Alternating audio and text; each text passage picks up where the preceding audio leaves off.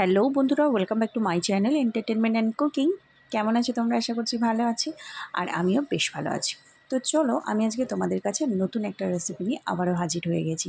তো পুরো ভিডিওটা স্কিপ না করে অবশ্যই দেখবে। যারা আমার চ্যানেলে নতুন আছো তারা প্লিজ প্লিজ প্লিজ সাবস্ক্রাইব করে নিও, যাতে নতুন নতুন ভিডিওগুলো সবার আগে তোমাদের কাছে পৌঁছে যায় আমি যখনই আপলোড করব।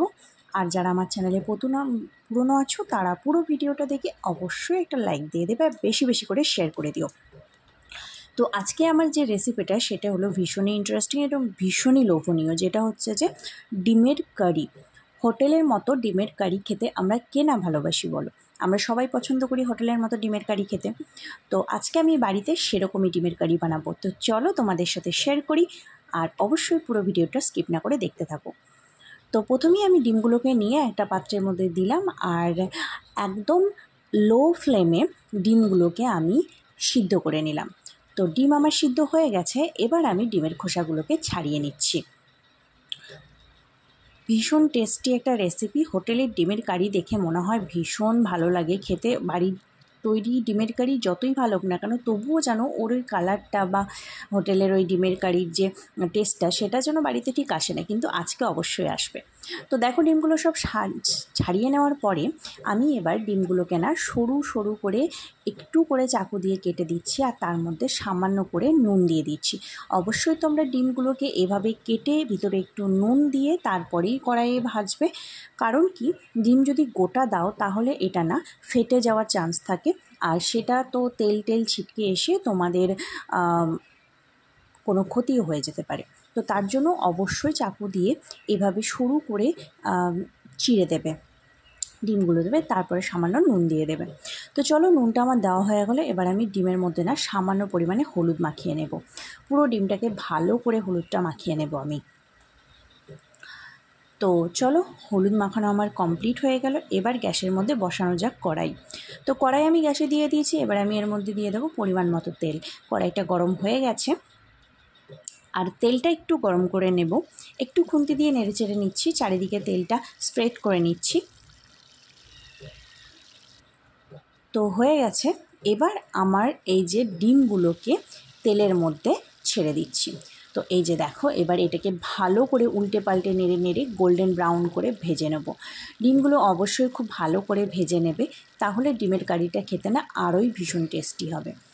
তো চলো, এটাকে একটু ভালো করে ভেজে নেওয়া যাক।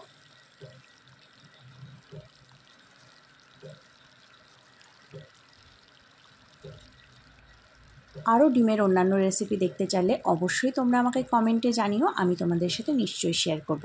তো এই যে দেখছো, ডিমগুলো এখন উল্টো পাল্টা করে ভালো করে ভেজে গোল্ডেন ব্রাউন করে ভেজে নিয়েছি।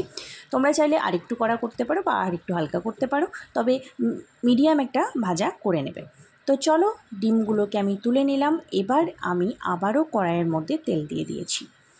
তো তেলটা গরম হয়ে গেছে, এর মধ্যে এখন আমি সামান্য পরিমাণে দিয়ে দিলাম 5 ফোড়ন, আর দিয়ে দিলাম পরিমাণ মতো কাঁচা লঙ্কা কুচি। ঝালটা অবশ্যই তোমাদের পরিমাণ মতো বুঝে সুঝে দেবে। এবার আমি এখানে 2টো মাঝারি সাইজের পেঁয়াজ কুচি আমি গ্রেটার দিয়ে গ্রেট করে রেখেছিলাম, তোমরা চাইলে মিক্সারে বেটেও দিতে পারো। তো এটা তারপর আমি তেলের উপরে দিয়ে দিলাম, দিয়ে এটাকে একটু ভালো করে নেড়ে চেড়ে গোল্ডেন ব্রাউন করে অবশ্যই ভেজে নেবে। আর এখন আমি এর মধ্যে পরিমাণ মতো দিয়ে দিলাম নুন আর হলুদ। তো চলো, এই সব কিছু দিয়ে এবার এটাকে একটু ভালো করে পেঁয়াজটাকে তেলের মধ্যে কষিয়ে নেওয়া যাক।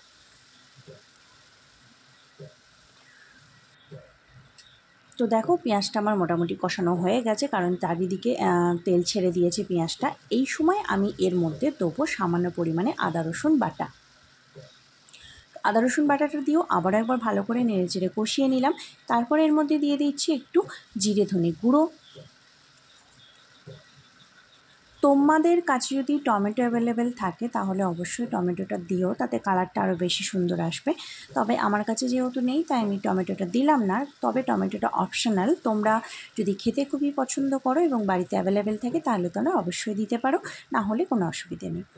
তো চলো, সব কিছু দেওয়ার পরে ভালো করে মশলাটা কষিয়ে নেওয়া হয়ে গেছে। কষিয়ে নেওয়ার পরে আমি এর মধ্যে দিয়ে দিলাম পরিমাণ মতো জল। এবার দেখো, 2 মিনিট পরে জলটা বেশ ভালোই ফুটে উঠেছে, আর এই সময় আমার ভেজে রাখা ডিমটাকে এই ঝোলের মধ্যে দিয়ে দিলাম। তারপরে এটাকে এবার একটু ভালো করে নেড়ে চেড়ে নিচ্ছি আমি, মাঝে মাঝে নেড়ে নেবে। আর অবশ্যই মিডিয়াম ফ্লেমে এটাকে রান্না করবে। এই সময় তোমরা একবার চেক করে দেখে নিতে পারো নুন টুন কম হলে বা কিছু হলে। তো দেখো আমার ঝোলটা বেশ মরে এসেছে আর একদম গ্রেভিটা ভীষণ সুন্দর হয়েছে, আর দেখতে যতটা সুন্দর লাগছে খেতেও ঠিক ততটাই টেস্টি। তো চলো এবার আমি গ্যাসটাকে বন্ধ করে দিলাম। আর বন্ধ করে দেওয়ার পরে দেখতেই পাচ্ছ কড়াইয়ের মধ্যেই কতটা সুন্দর লাগছে, তাহলে গরম গরম ভাতে ঠিক কতটা সুন্দর লাগবে। অবশ্যই বাড়িতে ট্রাই করবে। আর হয়ে গেছে আমার ডিমের কারি একদম হোটেলের মতো স্বাদে। তো এবার এটাকে আমি একটা জায়গায় ঢেলে নিলাম। ব্যাস হয়ে গেল আমার আজকের হোটেলের মতো দারুণ টেস্টি একটা ডিমের কারি। তো আজকের মতো টাটা, ফিরে আসবো নতুন একটা রেসিপি নিয়ে।